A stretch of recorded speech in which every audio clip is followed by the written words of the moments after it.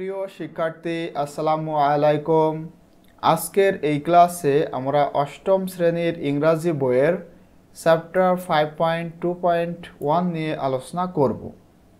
বলা হচ্ছে now notice how many yes and no you have got in pairs or groups.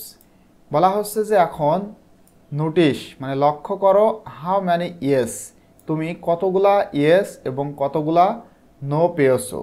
You have got in pairs or groups.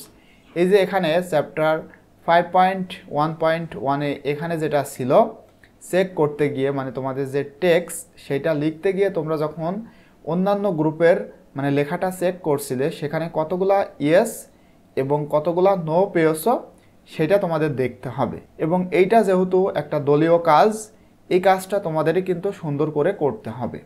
তো সেইটার কথাই বলা হচ্ছে যে notice how many yes and no you have got in pairs or groups. জোড়ায় অথবা দলে তুমি কতগুলা ইয়েস অথবা নো পেয়েছো সেটা লক্ষ্য করো। If you get any no, যদি কোনো নো পেয়ে থাকো, ইট মিনস এটার অর্থ that you have to develop that area.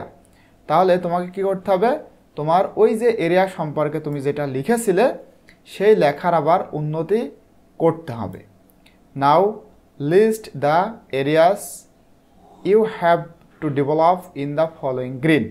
এরপরে তোমরা লিস্ট করো ওই এরিয়াটাকে, ইউ হ্যাভ টু ডেভেলপ মানে ওইটা সম্পর্কে, এরিয়া বলতে ওই এরিয়া সম্পর্কে আরও কী কী লেখা যেতে পারে, ওই লেখাটাকে আরও বেশি উন্নতি করতে, সেইটাই তোমরা এখানে যে গ্রিড রয়েছে সেখানে লিস্ট করো। Do the necessary change to make the text clear. Clear থেকে এটা কম্পারেটিভ ডিগ্রি করা হয়েছে মানে আরও বেশি স্পষ্ট, ক্লিয়ার আর, ঠিক আছে। ডু দ্য নেসেসারি চেঞ্জ, যদি প্রয়োজনীয় মানে যদি এমনটা দরকার হয় কোনো কিছু এই টেক্সটটা আরও বেশি স্পষ্ট করতে টু দ্য রিডার্স, পাঠকদের কাছে, তাহলে তোমরা পরিবর্তন করতে পারো, লেখাটা চেঞ্জ করতে পারো। ইন দ্য নেক্সট কলাম, পরবর্তী কলামে। Finally share it with the class, তারপরে ক্লাসে এটা শেয়ার করো। তার মানে কি বোঝানো হলো এখানে, যদি তোমরা উপরের এই কাজটা কিন্তু লাগবে, এই কাজটা করার জন্য তোমরা এই কাজটা তোমাদের লাগবে। এখানে তোমরা লক্ষ্য করো কতগুলা ইয়েস পেয়েছো এবং কতগুলা নো পেয়েছো। এখন সেইটা নিয়েই তোমাদের কাজ। যদি তোমরা এখানে কোনো নো পেয়ে থাকো মানে যেখানে তোমরা নো পেয়েছো সেটাকে আরও উন্নতি করতে হবে, আরও সুন্দর করে লিখতে হবে। তো সেটাই বলা হলো এখানে। দেখো one is done for you, একটা তোমার জন্য করে দেওয়া রয়েছে। Use as many rows as you need, এবং এখানে দেখো এই যে ঘর, তোমার যতগুলা দরকার হয় ততগুলা ঘর তোমরা এভাবে আরও বাড়াতে পারো। অবশ্যই তোমরা এটা তোমাদের খাতার উপরে লিখবা, তাহলে এখানে সুন্দর করে যদি না আটাতে পারো তখন এইটা তোমরা খাতার উপরে লিখতে পারো। তো এখানে দেখো এরিয়াজ টু ডেভেলপ মানে ওই স্থান বা জায়গাটাকে উন্নতি করতে। অ্যাকচুয়ালি উন্নতি করতে বলতে ওই জায়গা সম্পর্কে আরও কী কী লিখলে বা কিভাবে লিখলে এইটা আরও বেশি উন্নত হবে সেইটার একটা লিস্ট এখানে তোমাদের করতে হবে।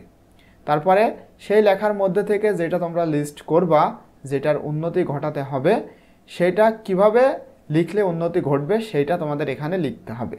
এই যে বলা হচ্ছে the changes we will do to make the text ক্লিয়ারার for the readers. পাঠকদের জন্য টেক্সটটা আরও বেশি স্পষ্ট করতে তোমরা কি কি পরিবর্তন করবা বা কিভাবে লিখবা সেটা এখানে লিখতে হবে। তো দেখো একটা করে দেওয়া রয়েছে 1 নম্বরে। ফর এক্সাম্পল, উদাহরণস্বরূপ, I have written the sentence in this way.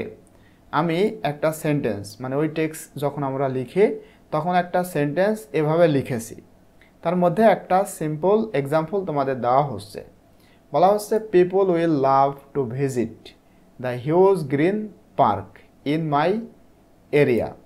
মানে কেউ একজন এভাবে লিখেছিল যে পিপল উইল লাভ, লোকজন ভালোবাসবে, টু ভিজিট দর্শন করতে, দ্য হিউজ গ্রিন এরিয়া এই বিশাল সবুজ পার্ক, মানে গ্রিন পার্ক, হিউজ মানে বিশাল, বিশাল সবুজ পার্ক, ইন মাই এরিয়া আমার এলাকাতে যে বিশাল সবুজ পার্ক রয়েছে এইটাকে ভিজিট করতে মানুষ ভালোবাসবে।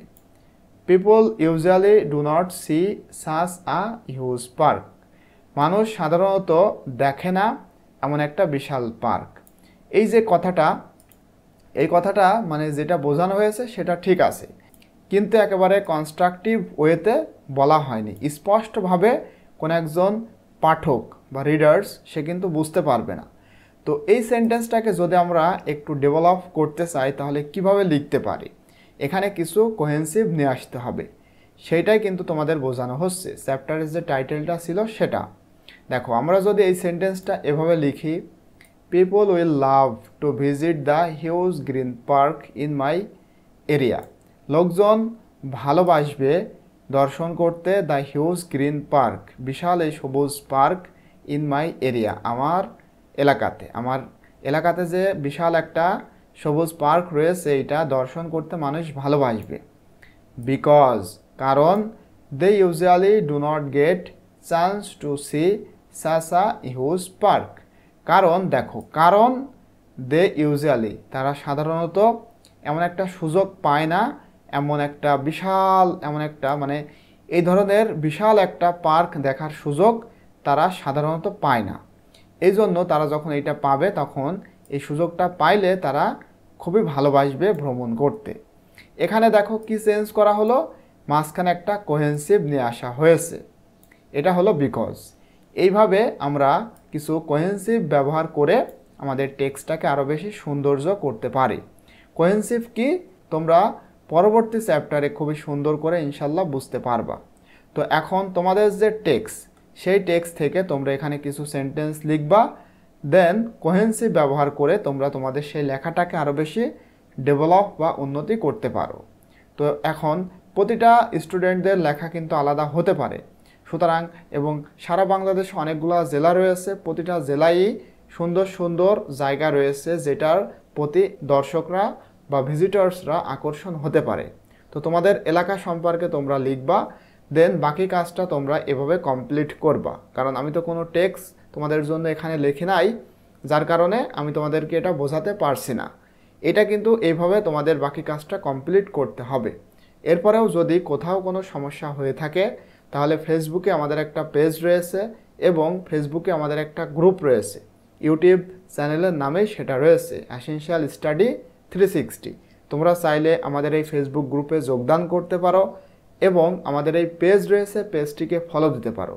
এবং যদি কোথাও কোনো সমস্যা হয়ে থাকে বুঝতে, তাহলে পেজের মেসেঞ্জারে এসে তোমরা আমাকে মেসেজ করতে পারো। ইনশাল্লাহ আমি চেষ্টা করব তোমাদেরকে সুন্দর করে বুঝিয়ে দেওয়ার জন্য। তো আজকের ভিডিওটি এই পর্যন্তই। ইনশাল্লাহ পরবর্তীতে তোমাদের সাথে আমি চ্যাপ্টার 5.3.1 নিয়ে আলোচনা করব।